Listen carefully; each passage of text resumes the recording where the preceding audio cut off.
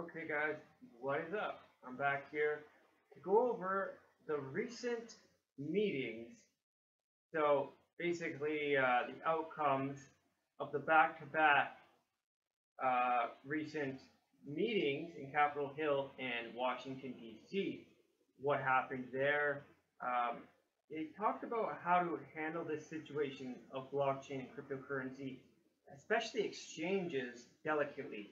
And I think this is a good point because they never mention their effects on the markets. They don't want people to lose money, but then all these regulations coming at once and all this negative talk is crashing the market or contributing to the market crash. So I like the fact that they said they should handle it delicately, as well as many good points that were brought up in this meeting, positive points that I'm going to go over with you and share with the outcomes of this meeting with you. So again, they talked about success in blockchains used in food and shipping ledgers, even mentioning and looking into the quantum computer threat if or when it is a concern. So this meeting was with public industry leaders, so blockchain officials and regulators or government officials. So they actually, in this one, as opposed to the last SEC hearing, asked people that have lived, eaten, slept, and worked in blockchain and cryptocurrency to give their input, which is very good. So there's a lot of positivity that will come out of this in this video. I'm not the media, the mainstream media, so I'm not going to twist this and make it negative. I'm going to share what positives we can get out of this. Also talk about how the markets and investors should be who choose which projects have value and which ones don't, not the government or regulators, which is another key important point. So I'm glad that they're starting to get the picture and starting to see from our perspective, and this is the best way to do that, is have people from the industry come in, traders and things like that come in and speak and share their experience, because these people are regulators. They're only going to have a biased view on this. And they also talked about how blockchain and DTL, distributed ledger technology, can be used as a tool for government watchdogs and regulators, that they should be happy. And this is something that I've seen over and over again. Every time they try to say people are human trafficking, people are money laundering, people are committing crimes with Bitcoin or cryptocurrencies, actually is so far from the case. And this is a lousy excuse because of blockchain, distributed ledger technology, public ledgers that anyone can see what's going on. So it's actually more transparent than cash. Also, stay till the end, because we're going to share with you a letter explaining the new ABCA, American Bitcoin and Cryptocurrency Association, explaining that a little bit, what it means for you and how you can be involved. So we'll be right back with more.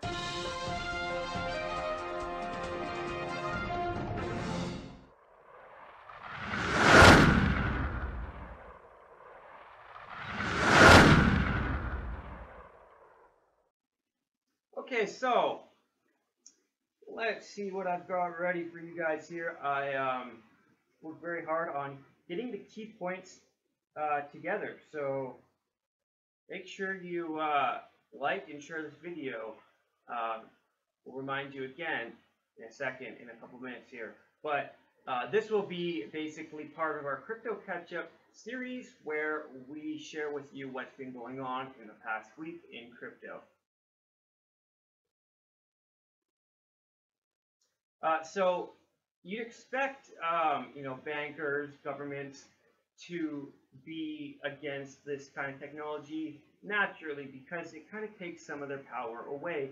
So when you hear bad things being said about it, the more angry they are against it, and the more they try to, use their heavy hand in regulating, the worse it's going to be for them, and it's going to actually contribute to the crash of their system, and actually going to speed it up. So really, what they need to do is work with these industries. So they're also working and focusing a lot on education and rolling ads and things like that. And we'll get into more in that in our next video, but really this meme kind of sums up what I think they should do. Hand out USB sticks with 14 hours of Andreas Antonopoulos talking about Bitcoin. He is the expert. He's even went to multiple Senate hearings, especially here in Canada. He's always asked to come talk at these hearings. He knows a lot about both sides, and he works and lives Bitcoin, and he is a professional speaker. That's what he does. He's the best teacher there is on the subject. So this time they actually asked Bitcoin business owners and people that are involved to come speak. And really, this is important for Bitcoin investors as well. This is who it's going to affect. So a lot of people aren't really focusing on this. They're just looking at how they can make a bunch of money, the next ICO they can invest in. I think this is very important to see what's going on behind the scenes for investors. This is part of, this explains, this meme here, explains kind of what their concern is, right? And we see this happen over and over again. People hesitating spending $20 at the grocery store, hesitating to spend money on taxes, to spend money on their credit card bills, their debt, things they need, right? Education and things like this, but they'll easily spend thousands on crypto, and a lot of times, and it's getting more and more common, where you can lose your whole investment. So you have to be very careful. So there's a reason, this is part of the reason why they're focusing on this right now. And we can look at it like they're attacking us, or we can look at it like they're helping us, and really you create your reality. So what would you rather? What would you rather see it as? So we're going to try to see it as them helping us as much as possible, and not be those people with tinfoil hats on, thinking that the government's always out to get them. Because what we've seen in these meetings, these hearings, is they're just people. They're just people doing their job, and they're not really the ones that are going to be affected by cryptocurrencies and blockchain. The ones that are going to be affected the most are the head bankers and the military and things like that. People that would want to rig elections, people that would want to launder money, that want their black budgets, where people don't know what money's being spent on what. So really, for investors, the average investor, this is not a bad thing what's going on. It's not like they're trying to end or kill cryptocurrencies. So let's go over a couple key points that were said. So any proposed federal regulation on virtual currency platforms should be carefully tailored to the risks posed by relevant trading activity, and enhancing efforts to prosecute fraud and manipulation. Appropriate federal oversight may include data reporting, capital requirements, cybersecurity standards, measures to prevent fraud and price manipulation, and anti-money laundering, and know your customer protections. So guys, if you're planning or you're interested in doing things like pump and dumps, investing in ICOs, running an ICO, you have a couple month window before it's going to get almost impossible to do. We're seeing it get harder and harder and harder. And we'll share some stuff in our next video that's been going on, some people that have been shut down and things like that. This video is mostly focusing on these meetings and what happened, the outcomes of them, and what was said.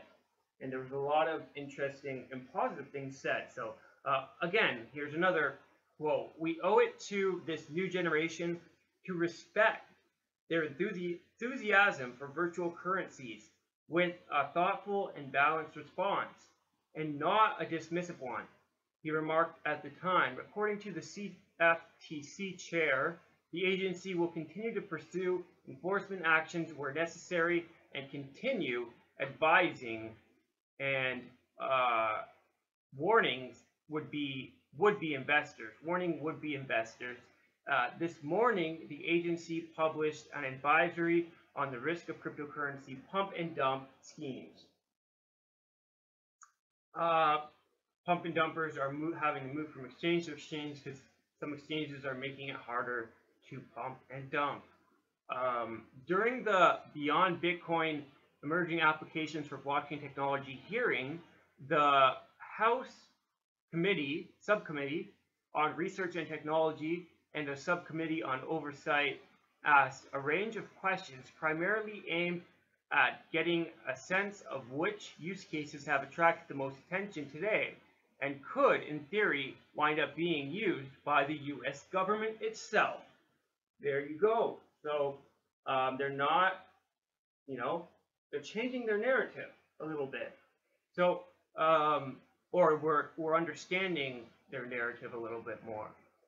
They're touching it up a little bit to make it not seem so negative, which is good for the markets, good for prices. If that end, the hearing called for examples of how the technology can be used both in the private sector and by the federal government. Representative Barbara Comstock stated, listing use cases by noting that her personal information was likely stolen, compromised by a data breach in the Office of Personnel Management.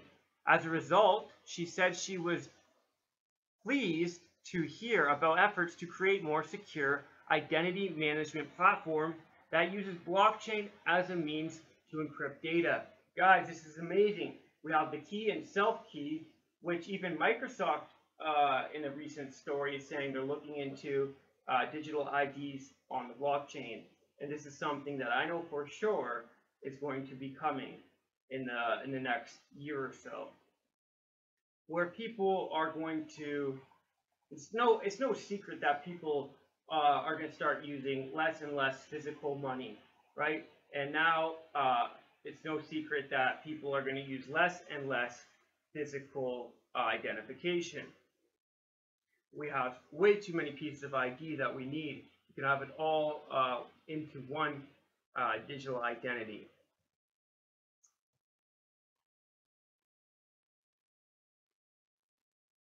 So one notable topic of exploration came through Chris Jang-Karen, a cybersecurity analysis from the Congressional Research Office, who discussed the tech's use for underpinning voting systems. Wow. This is getting talked about in Congress. This is good. The blockchain doesn't record the vote. It records the person, the identity, the voting, and the voting. The vote itself is stored on another secure system, he explained. Wow. And even after this supposed election hack, this will be the savior. And one of the main use cases I see for blockchain that should be here already, voting on the blockchain. The blockchain is made for voting, in my opinion.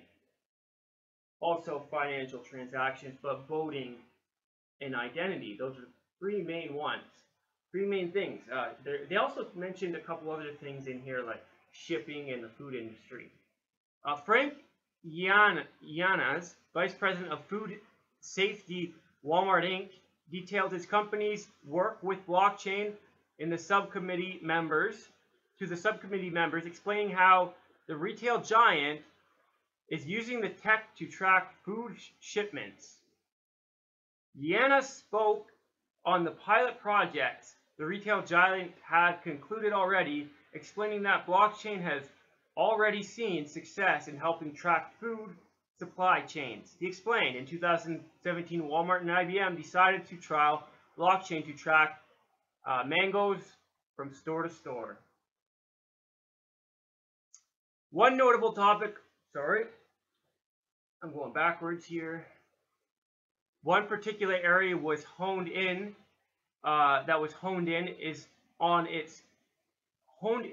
is quantum computing, which some have warned could undermine the security of blockchain systems. These concerns are being considered, but are at least 15 to 30 years away from becoming a reality, Romine explained. And this also coincides with a video we did in the past talking about quantum computers and how I think we said it was 10 to 15 years off, 10 to 15 years away. So 15 to 30 years is what the government is saying, or at least this expert is saying. So no worry about that yet. And we're also creating quantum-proof blockchains as we speak. The Commodity Futures Trading Commission, which those ones might be the ones for long-term investments, the ones, because as soon as some blockchains get quantum computer breaches, the value might go down and the value of the ones that are quantum proof might go up. So the CFTC Technology Advisor Committee hosted back-to-back panels on cryptocurrencies, blockchain, and regulations during its meeting on Wednesday.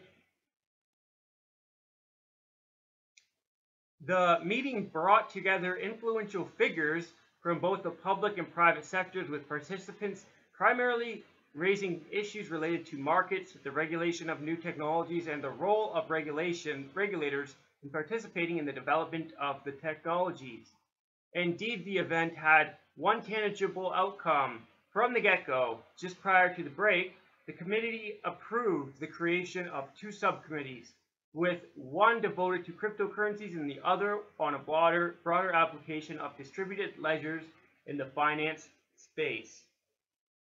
The event notably saw Brian Quinten's call for self-regulatory efforts around cryptocurrencies, a position he reportedly expressed during a pre-event press conference.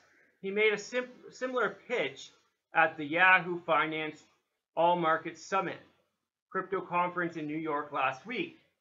So he reiterated this position during his opening remarks, telling attendees the CFTC should not attempt to make value judgments about which new products are worthwhile and which are not. The markets, investors, and consumers need to decide that for themselves. Busca later suggested that blockchain could be a potential tool for regulators, highlighting how market watchdogs would operate their own nodes on a distributed network and be fed information in real time. The evolution of DLT, which is distributed ledger technology, could allow regulators to access data seamlessly every time a trade is posted on a particular blockchain without the need for human intervention or intermediaries.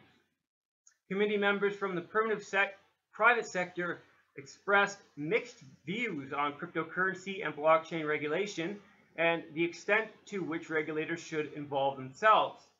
Charlie Cooper, managing director of R3, appealed to regulators to boost their involvement in the blockchain and cryptocurrency industry, saying, "We would ask as passionately as possible for the U.S. regulators and members of the agencies of the government to become more active than you already are." I wonder if this guy has some motivation behind this, or if he was told to say this. Kind of seems a little bit like that to me. I can tell you that there are federal governments around the world that are way outpacing the U.S. government, and that's a concern. but the rest was all positive. Obviously, we can expect a couple negative things in there. On Wednesday, the U.S. Commodity Futures Trading Commission, or the CFTC Technical Advisory Committee, TAC, held a public meeting in its Washington, D.C. headquarters. During the meeting, members of the Bitcoin and crypto asset industry shared information regarding this emerging market and offered guidance on how the CFTC may approach regulating the space in 2018. Multiple participants in the public hearing made comments to differentiate between different types of crypto assets and their associated technologies.